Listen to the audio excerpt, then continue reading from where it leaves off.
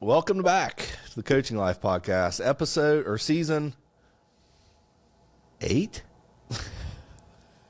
4. 13. 13. Yeah. What the heck?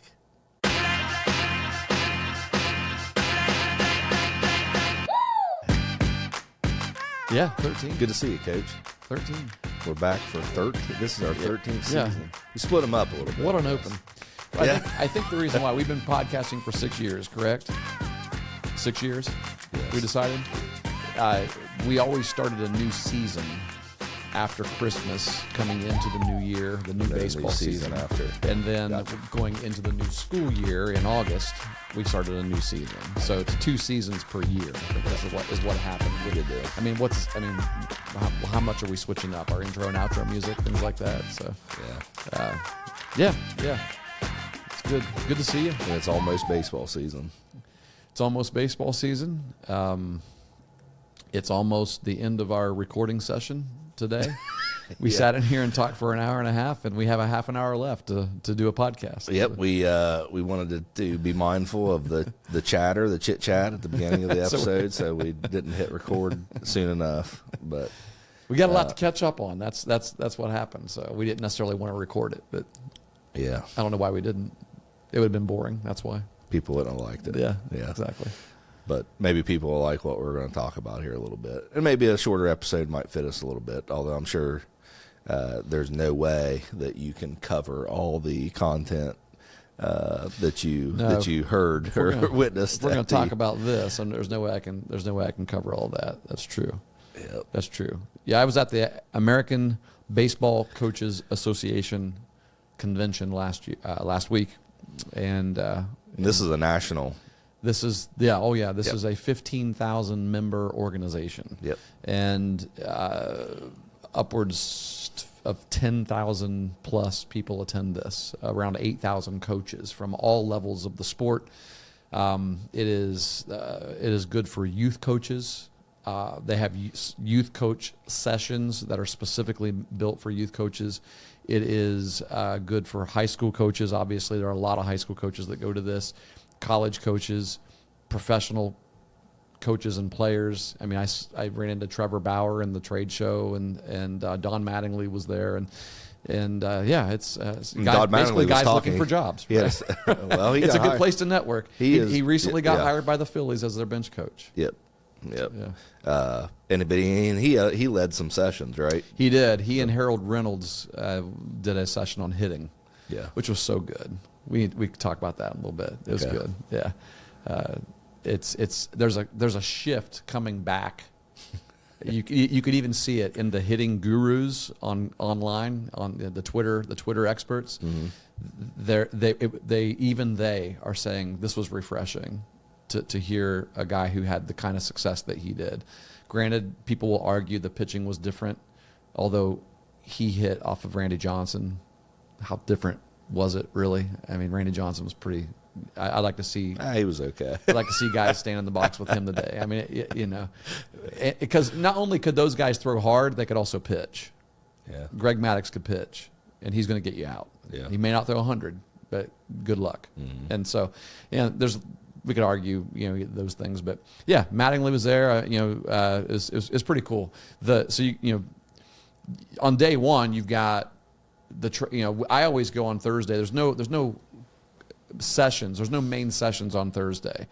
The board people roll in on Wednesday, I think, Tuesday or Wednesday. They roll in and they start getting things ready to go. They have their meetings. But then on Thursday, all day long, there are different meetings for the different organizations. So like you have your NCAA D1, D2, D3 rules meetings. You've got NAIA rules meetings. You have JUCO rules meetings. So they're in all these different meetings are set up in the convention center. In Columbus, this was at the Greater Columbus Convention Center where they have the Arnold Classic, the Arnold Schwarzenegger Classic. And it used to be this convention center was where our state association clinic used to be, but we only did a portion of it. Like we were in like Delaware A and B, which is outside the main Battelle Hall and all that area. And I've never been to convention at the entire thing. That place is humongous. It is absolutely humongous. It's perfect for this, and because that's the type of space that this convention needs. There's a reason why it's only in 4 cities, and Columbus then has become the 5th, and hopefully we get to keep it close by. They didn't mention anything about coming back. If they do, it'll be 5 years from now. Yeah. If they do. Where is next year's? Next year is Chicago, and that was the first one that I went to. So it's back around to the beginning. I went to Chicago it was 2022, I think. Oh, okay. I think it was because that would be in 21 it was online because we couldn't do anything in person in 21. In 22 you still weren't supposed to do anything in person in Chicago, and so it was interesting to have the convention there because everyone was forbidding you to go out to eat at the restaurants, right? And you're supposed to wear a mask everywhere, and you get all these baseball coaches at this convention center, and they wore their mask. Yeah, of course we did. and we ordered in. The next year it was at Dallas at the Gaylord Opryland, or not Opryland is Nashville, Gaylord Hotel. They're everywhere. That's where it was last year at DC as well. So Dallas, and then Nashville, and then DC, and then this year was Columbus.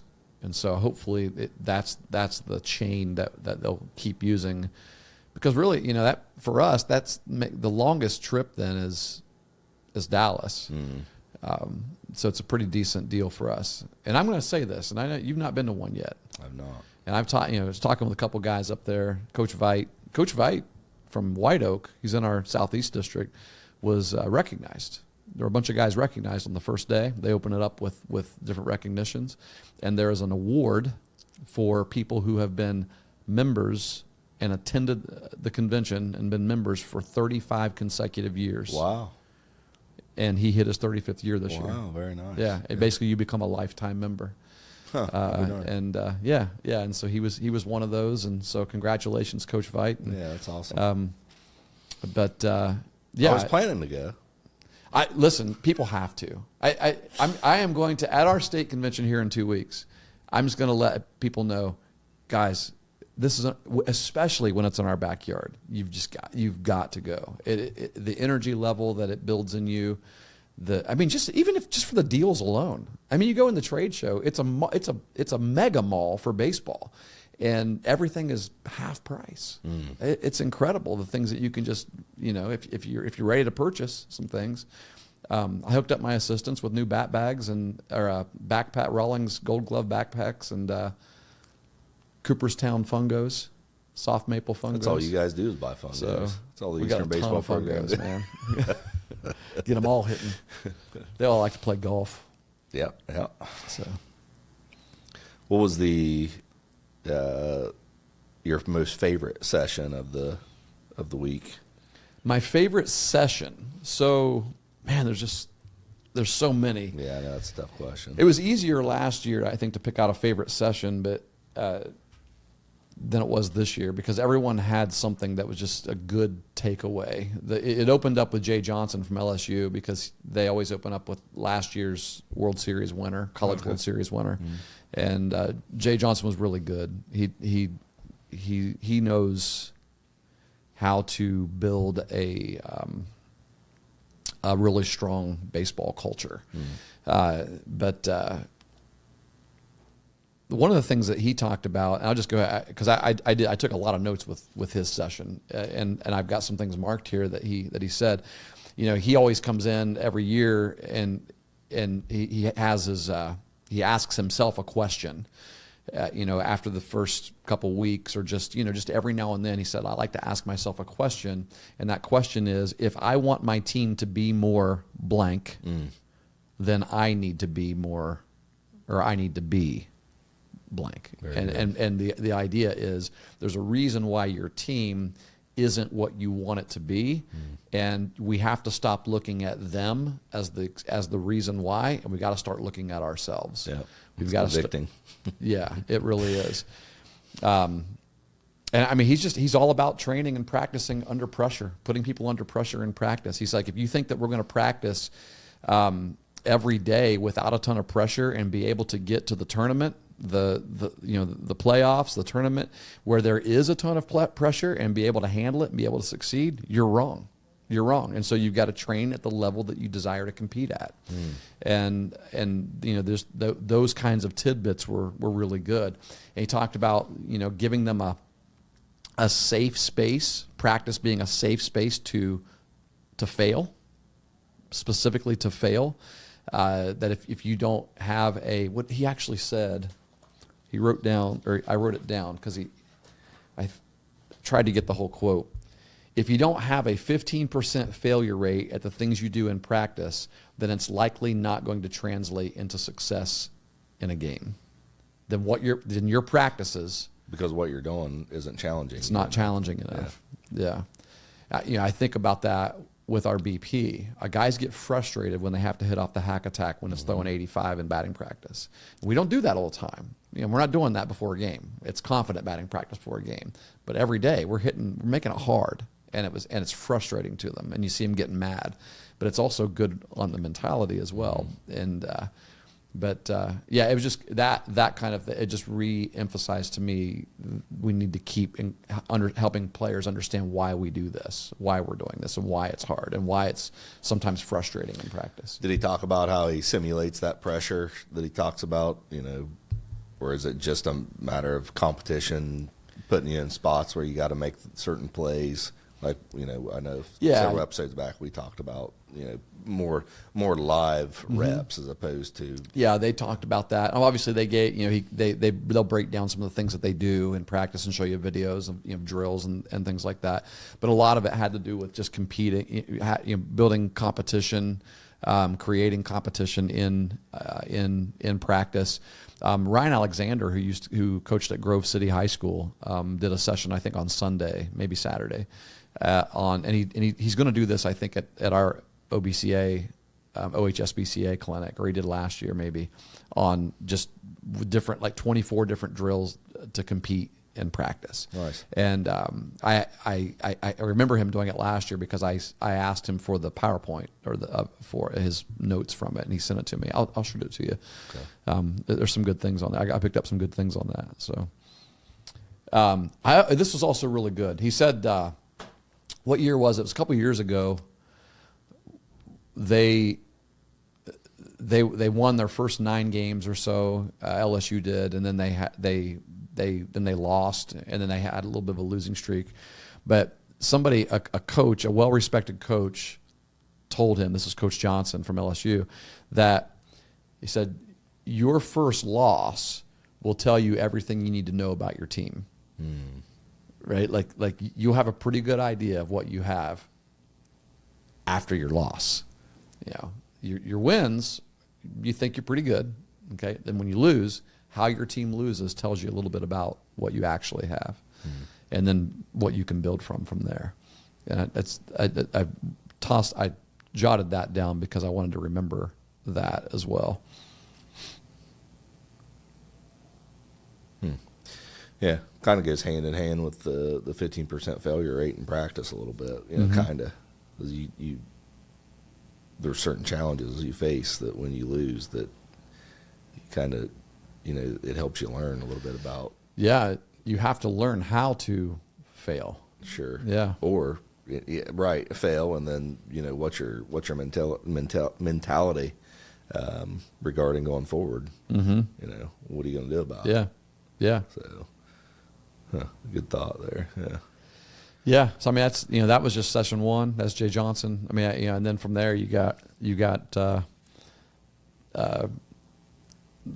coach after coach after coach. But I did have a favorite. Right. But I don't have any notes from his session because he told us not to take them.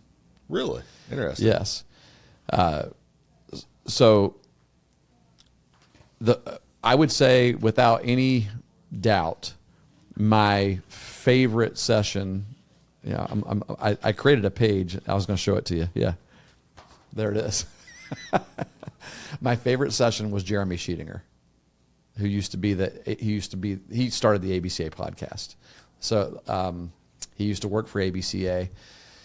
I think he coached at Georgia Gwinnett College, NAIA school in Georgia, and then went to ABCA, and then went back to Georgia Gwinnett to coach. I think either maybe he attended there and played there, and then went to ABCA. I don't know, but he's been really, really successful. They've been to like 7 straight NAIA World Series, and they won last year. He just recently got hired by the Nationals organization. Cool. I'm not exactly sure what his title is, but he left Georgia Gwinnett this year to go work for the Washington Nationals. But man, he's so dynamic. What was his theory his around, topic? Well, his theory around not taking notes. So he talked about how he's like, I know you guys all come to all of the best coaches, and really everybody's got their notes out, their notebook out, and their pens, and they're taking. He said, we're just trying to take down as much stuff as we can, as many ideas as we can to take home with us, and that's awesome. He said, I've been where you are, but he said, I just kind of want to ask you guys to just sit back and let's just talk. Let's just listen for a second. And in order to help you be able to do that without feeling like you're missing something, I want you to scan this QR code. He put a QR code up on the screens, and we scanned it. It was a Google Drive with everything that he said, with his notes, with his PowerPoint, with his videos, with just very detailed outline of what he went through. And it was nice. That'd be nice if that's how everyone did it. Yeah, exactly. But his talk was on the it factor, like, basically the thin line between where we are right now and where we want to go, and basically just all of those essential, unwavering, non-negotiable things that are required if you want to be elite, truly elite as a program. And I mean, he has done it the way that, I mean, and Jeremy's he's not an arrogant guy by any means. He's not like, you do not sense any glory wanting to come to himself. He's such I don't know. We need to get him on here someday. He would come on. He would definitely come. He's just he's a loving, he wants to help anybody that he could possibly help. Every day as he's driving into his, follow him on Twitter, X. As he's driving into his office, he just puts his phone on and he records. He talks about the drive. Here's some thoughts I got on the drive in. And it's just all just so positive, motivating. It's really, really good stuff. But I mean, his teams, there's a level of expectation when you play for him it's unmatched. It really is. I mean, everybody has an expectation that your kids are going to, clean up after themselves and they leave the dugout and things like that. He does not allow the custodial staff at Georgia Gwinnett to come into their clubhouse. You are not allowed to clean in here because this is our responsibility. Our guys are going to clean this. Our guys are going to pick up. And he took pictures of just after, this is what a normal day of practice, the end of practice, what it looks like. They would go to the hotel when they're on a weekend trip and you spend the night at a hotel. He sent pictures of what they do. Before every player leaves their hotel room, they take the sheets and the pillowcases off, ball them up, put them on the floor at the foot of the bed. They gather up all the towels and washcloths that they used and put them put them together so that they're easy to grab. All of them, they don't have to go looking around for them. And all the different trash cans and containers, they put those all, combine everything into one trash bag. They take trash bags with them and everybody has one. And basically, when every player on his team leaves their hotel rooms, usually probably 3 or 4 kids in a hotel room, when they all leave, they all look the same. They go ahead and they at least do that portion for the staff and let them know that this, we recognize that this is hard, and we want to do that for you. Just those kinds of little things, right? They build something. Those requiring a kid, players, kids, your team to do that, build something in them that makes them want to do a little better, to be a little better, and it all translates to the baseball field, but it also translates in everything else in life. Yeah, because he even said, guys, it's just the way it like he said, I'm going to do that when I leave here today. When I check out of my hotel room, I'll do the same thing. That's just my expectation for myself, and I'm going to expect my guys to do it as well. Very some things were very convicting, and things that I feel like there are things that I feel like I'm pretty good at having our guys do it, but then when I hear somebody who goes the extra mile, it's like, no, I guess I don't. I'm going to do a little better. Yeah. Yeah. Does he let them wear slides on campus, though? I think that's the big question. At like Prime? Yeah. That I don't know. He didn't mention anything about that. They have fun. He allows them to have. They have personality and have fun. And Well, that's like the misnomer. Like, but there are things like that. There are. And this isn't a Prime thing. We do this, but he had a picture of him standing in the dugout talking to the team, and then he had another picture of one of his players talking to the team, and it was exactly the same. Not a single person had their sunglasses on. When a coach or a player is speaking to the team, when somebody's talking to the team, or when you're talking with anybody, take your sunglasses off. He said, I do not want to speak to someone who's got sunglasses on. I want to see your eyeballs. And he said, I won't do it to you, and I don't want you to do it to me. And so you've got that. Everybody's engaged. Everybody's right there with you 100% of the time. And those are that's a rule for me too. But how hard do I really enforce it? That's a rule for you about the sunglasses? Yeah. Really? But sometimes we forget to enforce it, and sometimes when you're talking and kids are looking down, spitting sunflower seeds or whatever, we don't stop and say, what's our expectation? Right. And it's just a reminder that that needs to happen. Mm-hmm. And there's people be like, really, why the military stuff? Yeah. Right? Why is it important?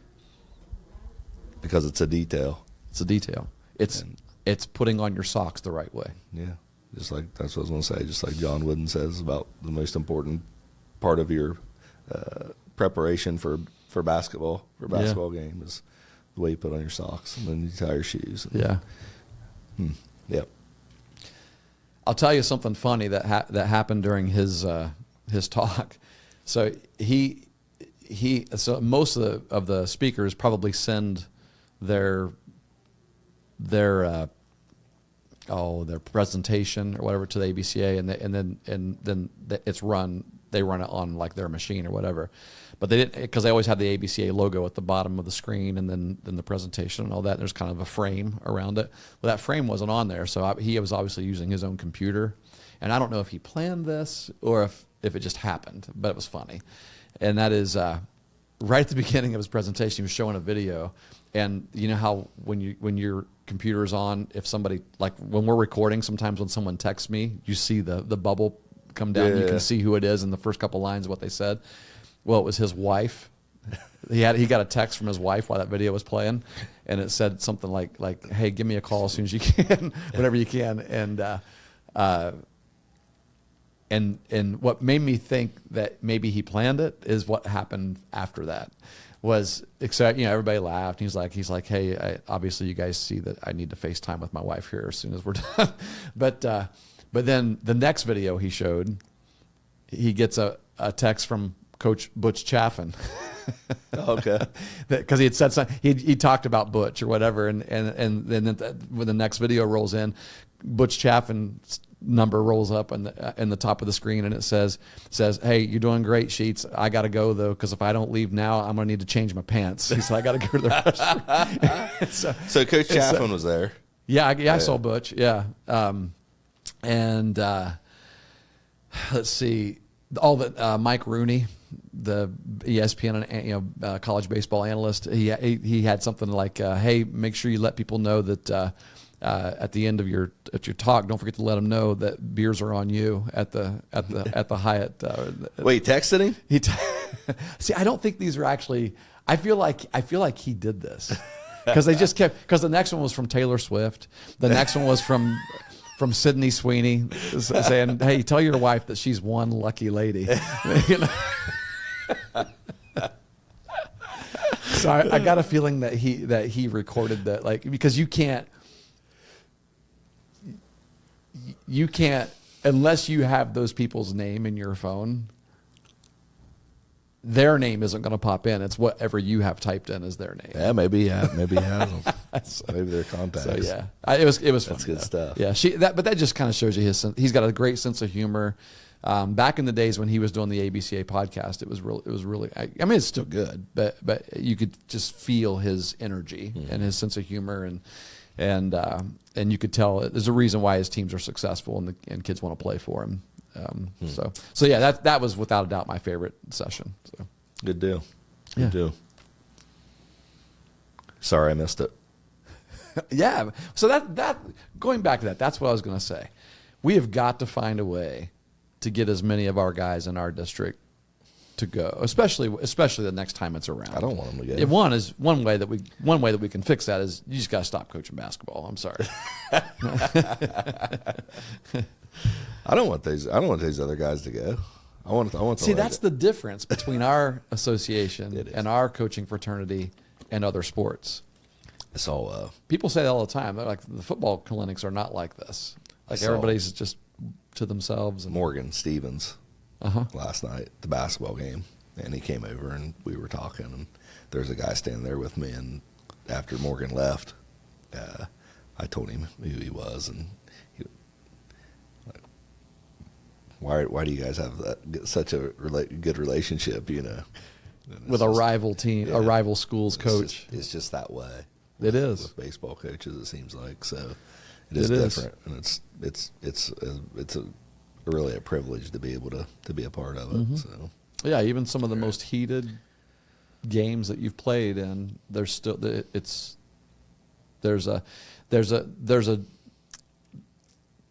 a respect there that even if you don't agree with or you don't like the person, there's still a respect that is there, because this is hard. What we're doing is hard, but I think even in addition to that, on another level, baseball coaches are pretty open about sharing as well. Like, there's not a lot of secrets in the game. Really not. There really isn't. Yeah. And so it's amazing. And this is what some of these other coaches that come to our clinic to speak, that are maybe it's a football coach that, someone who spent most of their life in football, or maybe that's a strength coach and they haven't been in baseball, whatever, but they speak in all these other ones. One of the things that they always point out is just how open baseball coaches are to sharing their stuff. You just don't see that in other sports. And maybe it's because the strategy is built into the game more than you got to bring your strategy to the game that you play. Yeah. And so because the strategy is built into the game, it's the same.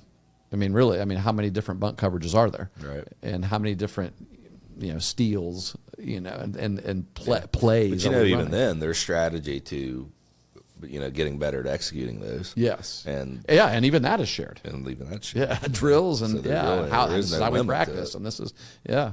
It is. We want people to be the best they can be in the game, and it's I feel like it would be odd, and maybe this happens, and I just don't know it because I'm not at that level. But for a varsity basketball coach to be sitting with another varsity basketball coach and be telling them this is this is our offensive system, and this is the goals that we try to accomplish out of it, and this is what we try to do. That probably doesn't happen very often. it probably doesn't. Yeah. But think about that. Even how many different ways is there to run a basketball offense today? Because even in that sport, everybody's doing the same thing pretty much. Yeah.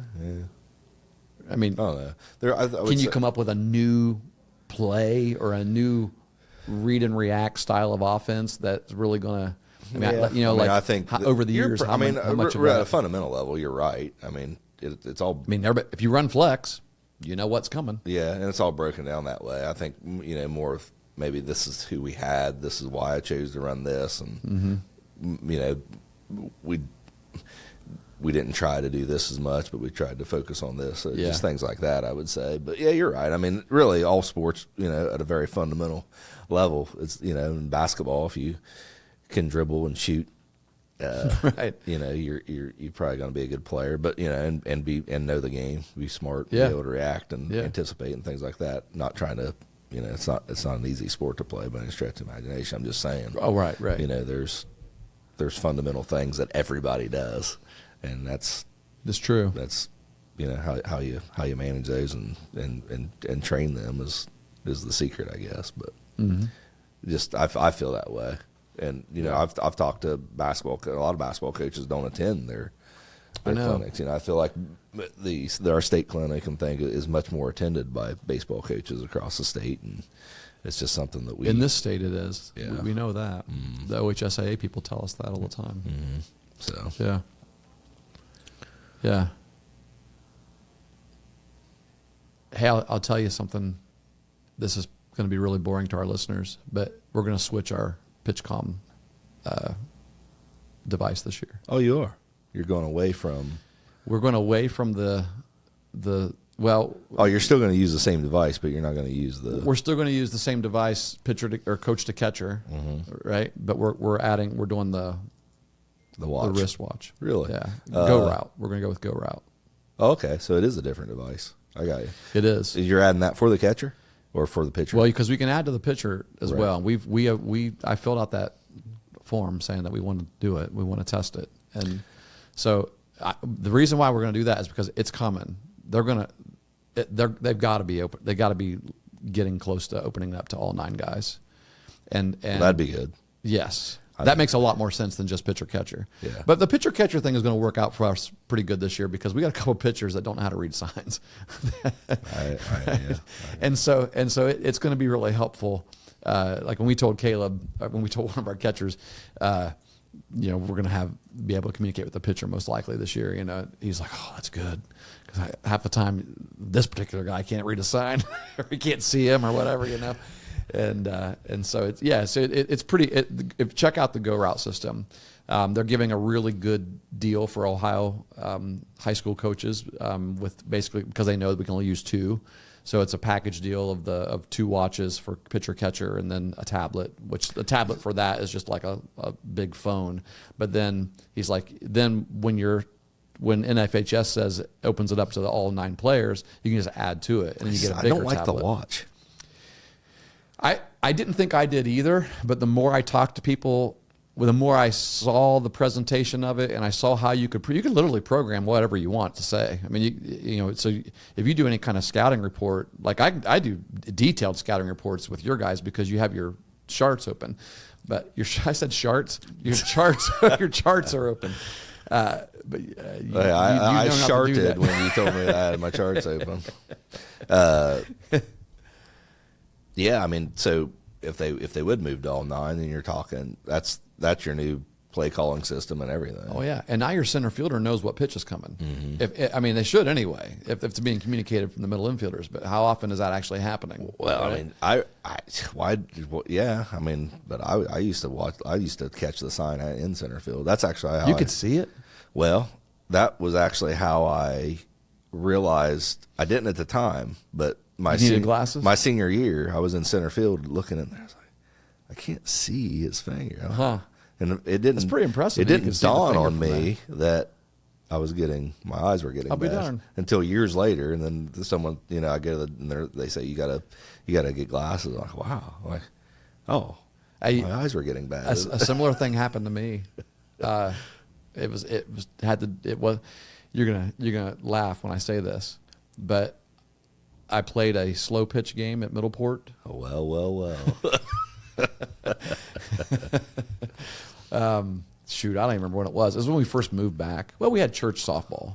Yeah. And we were playing a night game, and I went out to the outfield, and I'm out there in left field, and the lights aren't that great, and the ball gets above it, and then you got to refine it again. And the ball's, it's a fly ball, and I'm like, man, I can't really see this thing, and so April's like, go get your eyes checked, and so I did, and they're like, yeah, you need a slight prescription, and so I got the glasses, put them on, and went out there and played. A couple weeks later, and it's a huge difference. When you put your glasses on, did you know? Could you see leaves? Trees. Yes, that's what I noticed too. The first time I put those on. Yeah. Yeah, and I still don't wear. It's a very small subscription. I don't need them to drive. It's not required, but I should wear them because things look better, more crisp. Yeah. when I need mine to drive too, so I can't pass the test without them. But. Yeah. But no, I think we're still going to use, because you're allowed to use both. We're still going to Caleb said, can I still have the earpiece with Brock? Basically talking also. So yeah, you're like, I looked it up before I answered him. You are allowed to you can use both simultaneously if you want to, basically have the pitch call on the wrist and then, hey, just a reminder. There should be no reason not to, really. Yeah. That's cool. I don't know. We're not going to do pitcher communication this year. But Even with your young catch, because you're going to have a whole new system of young catchers, right? well, we'll have everybody's going to be young. Well, I mean, I can But see it no. with Jake. I mean, you can just kind of say, "Here, it's yours," because he's done it all his life and he's a senior. But you're not working with the same guy. Sorry, we are going to do coach to catcher. We're not going to do coach to pitcher. Gotcha. Yeah. We wouldn't either unless we bought something new because we don't have an extra device. You can't use the two different, like the ones we bought, the PitchCom. Yeah. You can only you get two different earpieces, but you can only use one of them. Right. But if they open that up to everybody, then we would Yes. definitely look to do that Yes. because it would just be Yeah. that's a different level. And why not? What are we waiting on? I know. Let's just do it. Yeah. Come on. There's no reason not to. Well, what happens is, like these guys were telling giving their presentation, they're like, it's got to happen because what's happening is your kids, any of your kids that play summer ball, like 10-year-olds, it's like we're going to travel tournaments and we're seeing 12U teams with these wristwatches on, and you can't do it in high school. Yeah. So Yeah. So that'd be good. Yeah. So I agree. that'll be another expense I'll have to just save up So money for. so there's that, and then I'll give you another thing. We're going to add the huddle camera. You are going to get the huddle camera. Yeah, but I think we're going to get we're going to get one we're not going to get the permanently installed camera. We're going to use one that can be taken to other fields as well. So, FYI, Okay. I filmed our open gym the other night on Huddle with my phone. How did it work out for you? Perfect. You used your phone. Yes. So you can almost use any smart device to do that, I've got a Mevo Start. and Camera. Yeah. As long as you can put the app on it, as long as you put the Huddle app on it, and it's boom. Oh, You got to have. I have to look to see if it you can't use a GoPro. support it. Yeah, You know what I mean? Mevo supports a lot of apps. But like an iPad or an iPhone has a great camera on it. yeah, So it's going to record. I know there's a well. partnership with Mevo and Game Changer because I Yes. saw that their Yeah. booth. So they may not have a huddle. But I your filmed phone. it and then went back and watched it, and it was like, so you go into Huddle, and basically you have your schedule in there, and you just game day, pick the game, record, boom, and it starts right up. So you're going to set your phone up on like a Link Spider on the fence, and Yeah, I got to get a one of those. yeah. Just like I do with my GoPro. But yeah, I'm gonna do that. I think I'm gonna try to use a different phone. But I know too, and I haven't asked. We have some iPads that before we got our Huddle camera in our gym, our basketball team had used those iPads to do the same thing. Yeah. So I might use. Do you those have good iPads. Wi-Fi at your field? No. So See, that's the thing is I do. I would have to we're get going to it be set using up phone data most places that we go, most likely. probably, and that's why you probably At our home field right now, that's what we'll be using. Yeah, but you don't have to. You don't have to use phone data unless you're streaming it. That's the power of the Wi-Fi. Because yeah, what happens that's is true. it'll record and then you can upload it. How long did it take to upload it, Well, or did you stream it? yeah, I use my phone data. I must have. It was there immediately. Oh, okay. But then you hit a button and it sends it to the assist. Which, if it's a game, they're going to stat it. Yeah, that's Now, awesome. normally that takes about 24 hours to get back. Yeah, But- it's just an AI thing, right? I don't think so. I think they have a staff that does it. That does it? Yeah. That's think. why it takes so long. Yeah. See, that's one of the new features with Game Changer also this year. Yeah. Is that they're testing smart, like a smart system that I don't know if no, you still have to stat it. Yeah, that'd during be the game. crazy. But you know what? It's probably not that far off. But no, I know what it is. It's their clips. They're shorter clip. Like you know how Game Changer gives you the clips of the game. If you video, like we didn't use it, the video portion of it. But if Yeah. you video, it gives you a bunch of different Huddle does highlights that that you too. can watch. It's going to condense those. It's going to condense them, make them even smaller, and put them in one video. So you can basically watch a 15-minute video of all the highlights of the game. Yeah. We got people So- waiting on us. I want to Getting close, yeah. I want to close with something. Okay. If I can get through it. Britton Young, member of the Meigs High School baseball program. He played, I think, 2016, 2020, somewhere right before COVID. I think he graduated. Maybe it was 14 to 18, whatever. Was a catcher and an outfielder. I coached his brother, Braden, great kid. In our banquet, I said Braden's the type of kid that if you had a daughter, you'd want him to that type of person to marry your daughter. All the guys thought that was hilarious, but he was. I still think he's a good kid, and good family, know their family well, and just good people. Brenton passed away this past week, and I want to let his family know, his friends know that I'm thinking about him and praying for him. And I want to say this: anytime Brenton, I would see Brenton. I didn't coach him, didn't spend a lot of time with him, but anytime I'd see Brenton out, he would. I don't remember a time he didn't shake my hand. He didn't have a smile on his face, and he didn't make me feel like he was happy to see me. And I wish I'd have told him that. And I think for, coaches and parents and players, officials, all of us that, we're a part of this game and part of sports, it's easy to get wrapped up in the struggle and the challenges and the chasing the dreams and the passions and all those things. But at the end of the day, those are all just things, and we don't get to take those with us. Really, our most valuable possessions we have in this world is the relationships we have. Yeah. And I think we need to remember that on a daily basis, and we need to be intentional about it so that we take care of those relationships and we take care of each other. Yeah. So thinking about you all, and just wanted to share that, Coach. I appreciate it. It's a good word, Coach. Yep. Yeah.